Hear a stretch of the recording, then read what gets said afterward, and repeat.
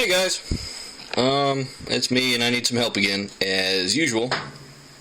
So let me take a pan back and show you what I'm working on. So I've got a Roomba someone gave to me, I work with. It was very awesome of them to do so. And I'm working on a project to experiment with some stuff. So you see the Roomba, and you see the there's a couple wires here. One's not connected. I'm in between testing different phases. So right now, the main Arduino, this Arduino Mega ADK, is not talking to the Roomba. Eventually it will. The serial pins are still connected. Just the little turn-on pin is not. It's getting a little. That's beside the scope of what the purpose of this video is. So I've got this. Told you the Arduino I've got what I have found out is a knockoff, or someone else made one of the Adafruit motor controllers. And they sell it as Adafruit, but if you try to get support on it from Adafruit, all they want to do, see, is tell you it's not theirs, go away. So that's all I'm going to say on that matter. I'm pretty pissed off about it, but with the help of DC42 on the Arduino board forum, I was able to confirm that this modification would be okay and work, and how to make it work in software, which is good. The problem that I'm writing, that this video is going to discuss, is dealing with the power supplies. So there's a battery in the Roomba. It puts out 16 volts. I've got this little car cigarette lighter adapter thing that takes 12 to 24 volts, puts out 5 volts at 1 amp. And I tested this. It does take 16 volts and puts out 5 volts. So it's great for what I want to do. I've got a similar thing. I guess it's kind of hard to see. I got all these wires in the way, but that is that's a very similar device. It's a 5 volt 2 amp automotive power supply. It was meant for a PlayStation Vita or portable or something. I'm not sure. It used to have a cigarette lighter on one end and a USB port on the other, but now it comes to this terminal block, or it comes from this terminal block over here. Sorry. Which feeds this power supply and the other one. And see, this goes to the other one. The reason for that is I don't have one big enough to do everything I need. So this power supply, this bigger one, this 2 amp one, comes out to this block, which is then powering the Adafruit motor controller, the motors.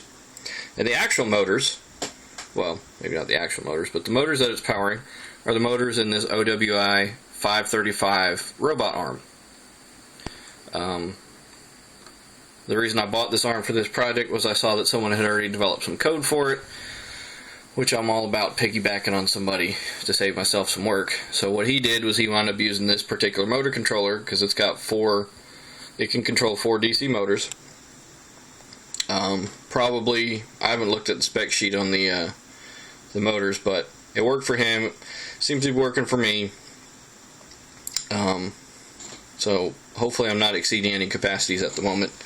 I may buy some more of these chips and double stack them. It's kind of cool. So I don't know that I'm going to need to do that. But if I do, that's an option. So one more with the power system I've got. This red switch here engages the power straight from the battery to this power supply and this other power supply. The idea being this power supply powers the Arduino and anything USB. So it's going to have to get upgraded eventually, somewhere between now and the end of this project. Actually, I just thought of that. But this this white one powers the Arduino, and the idea is that this black one is going to power the motors via these two wires here, which this motor controller board claims to be able to take a separate input power supply for purposes like that. But I'm a little concerned about a few things, and this is where I get this. This is where I'm going to start showing you some of the problems.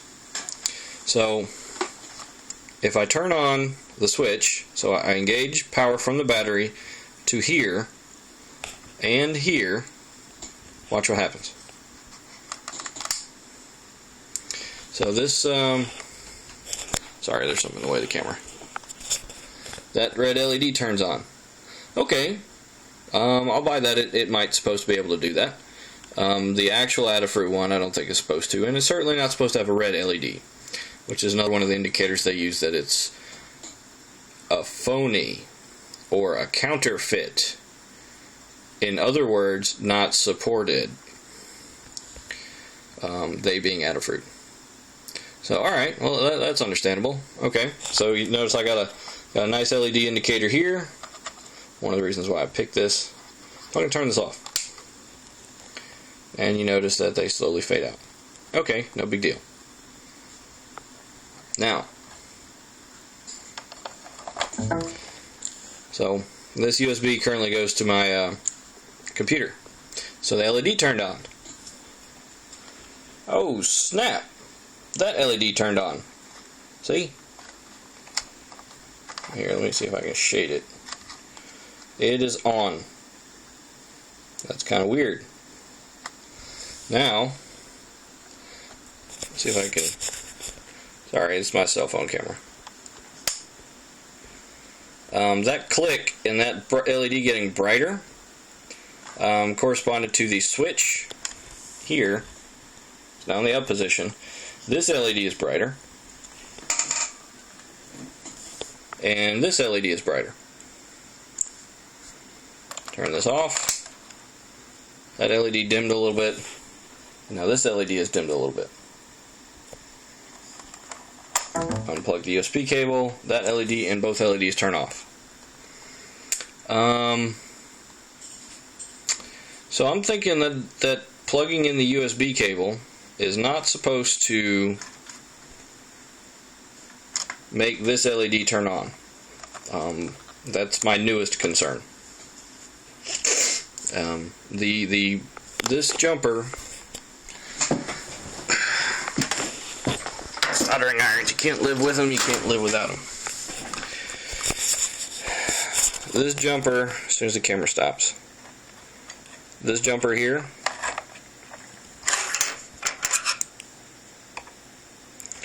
is supposed to determine who's powering the motors. So right now it's set to external power for the motors. But if I plug in just the USB and I don't engage the power supplies, and I run the program, it will still try to move the motors. And I posted something about this on the Adafruit forums, and I got the, hey, it's not our board, we're not going to help you at all, go away, type of response. So I think that's my main symptom. This other one with the LED here, with that turning on, that's a new one I just discovered testing out this modification. And I just realized I'm almost 10 minutes into a description. So hopefully that will be easier to digest as a video than it will be as me typing it out.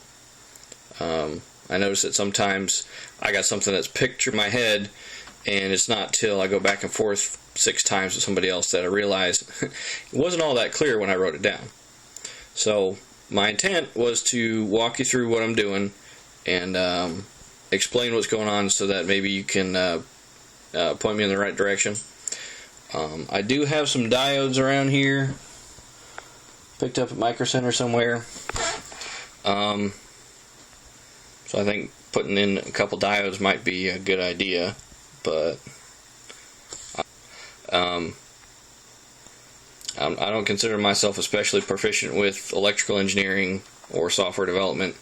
I've got most of the important part of a degree in computer science, though, and I like to tinker with wires and stuff.